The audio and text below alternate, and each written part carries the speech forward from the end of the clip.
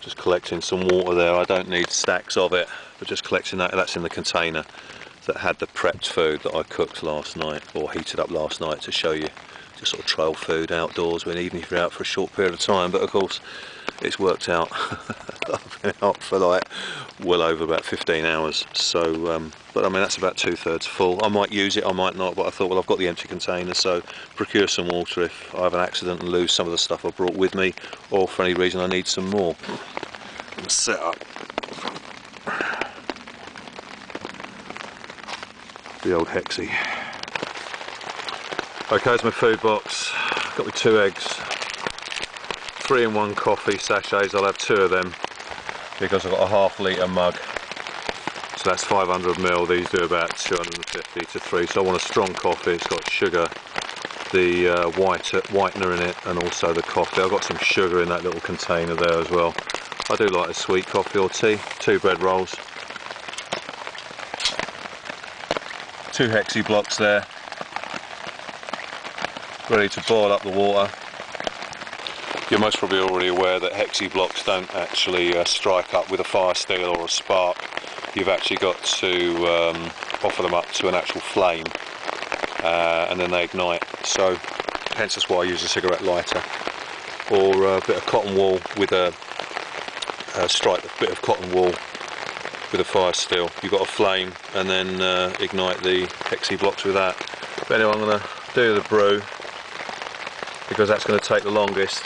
Last night, the water for the tea took just under 7 minutes to boil up. Should be about the same. I'll give it a maximum 8, and then that'll be quite hot to drink. So while it cools down a little bit and makes it palatable, I'll be frying up the eggs in the old mess tin. Got some oil. Where's that gone? There it is. Got a little bit of oil in that container, some tomato sauce, salt and pepper and other bits and pieces I've mixed in my little special spicy box. That's coming up nicely. Coming up to a boil, so I've been on for about 4 minutes, another 3 minutes, that should be done. So get some food down my throat. It's a good morale booster, especially in this sort of weather.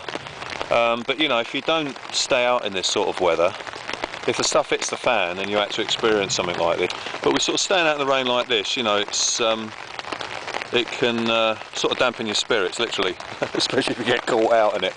So if you're not used to it, you know, and you think it's all going to be a nice bed of roses, going out looking after yourself in the great outdoors, you know, if there was SHTF, let's just say that as an example, you've got to have the mindset.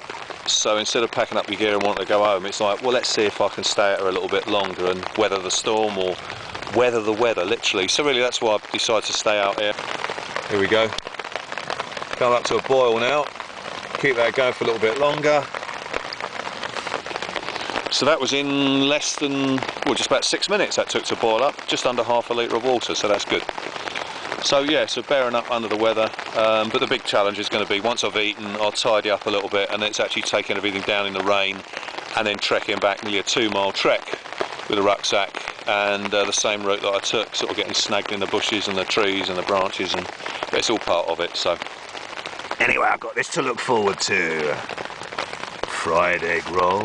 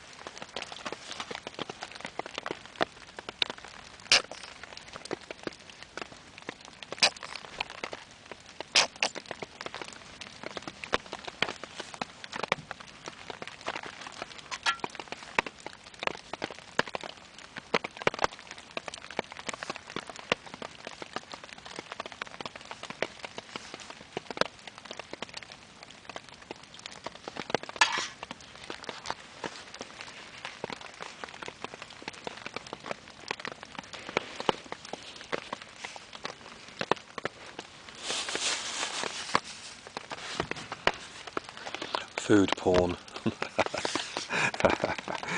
Ah, it's going to go down a treat.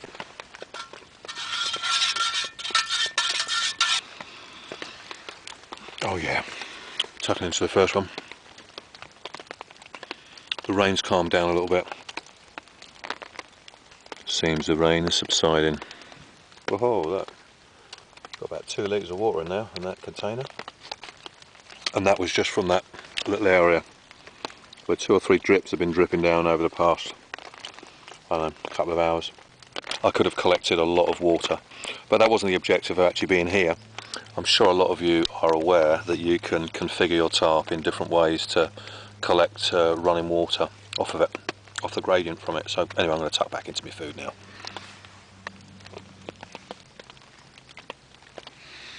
This coffee's going down a treat as well. Oh, just right temperature, hot but bearable. Cheers. Okay, I'm just improvising really.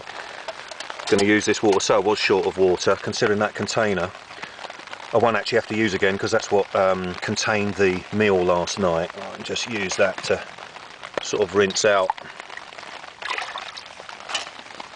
A spoon as well. If I had some detergent, because I wasn't planning on being out with any cleaning stuff as such. Well, I've got a little bit, but it's in the bottom of the bag. But I wiped out the worst of that, some of the oil that was left over. Scraped out some of the egg. Didn't really stick very much because it was on a low heat on the old Hexi, so it didn't actually burn it to the surface. And these stainless steel mess tins are pretty good actually. Not that they're non-stick, but they tend to cook a darn sight better than the aluminium ones, which obviously get hotter easier and then tend to burn the food, the undersurface, actually onto the inside surface of the container. So I'm just improvising that, wipe the worst out of that, and I'm going to do the same with that, just rinse that out with that water. Give it a wipe with some kitchen roll, some paper towels, and then stack it away. And then I'll strike down in a little while once I've tidied up. Just a quick reflection on the Hexi blocks and the Hexi stove. There's plenty of YouTubers giving you a review on, you know, sort of setting up in the kitchen with a timer and all that sort of thing. Really good. Plenty of reviews out there if you want to know how long the blocks last for. But as I say, I'm now converting this into a Hexi stove review. Not as such, but you know, just sort of saying the amount of these little tablets I've used. These burn for about 8 minutes. Obviously at the latter part of 8 minutes the heat gets less. So they've got a good 5-6 minutes of pretty good flame, as you saw in use during this video. Some other Hexi stove blocks, the actual hexamine blocks, will be rectangular. There's normally in a pack, you would have seen when it was folded in there, in a pack there's about 12, there's 3 rows of 4. In the slightly bigger ones, which are rectangular Hexi blocks, there's 4. Now obviously they're going to burn for a little bit longer and they're going to give a bigger flame. So if I was using the larger rectangular Hexi block to go in there, I want to make sure that I'm doing maybe more than just boiling up some water, like I tried to time it just now when I brewed up the coffee and obviously boiled that up. There was still a bit of flame left. There was 2 in there originally. The 2 started to die down. I put another one in just after this started to boil, and then put another one in, so I used a total of 3 to heat up, boil up the water and then cook the eggs.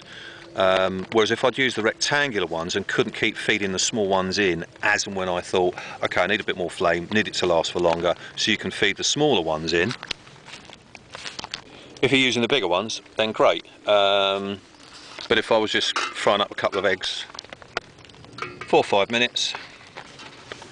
If I'm using the rectangular Hexi block, which is about that big, then of course it's still burning away and wasting fuel. So obviously then break them in half or break them down to the size that you want. But that's just a little bit of a spec just added onto this vid. So yeah, lightweight, small. Because I decided to stay out, which wasn't planned, this then came into its own and I had to think of utilising that for the whole time that I was out here.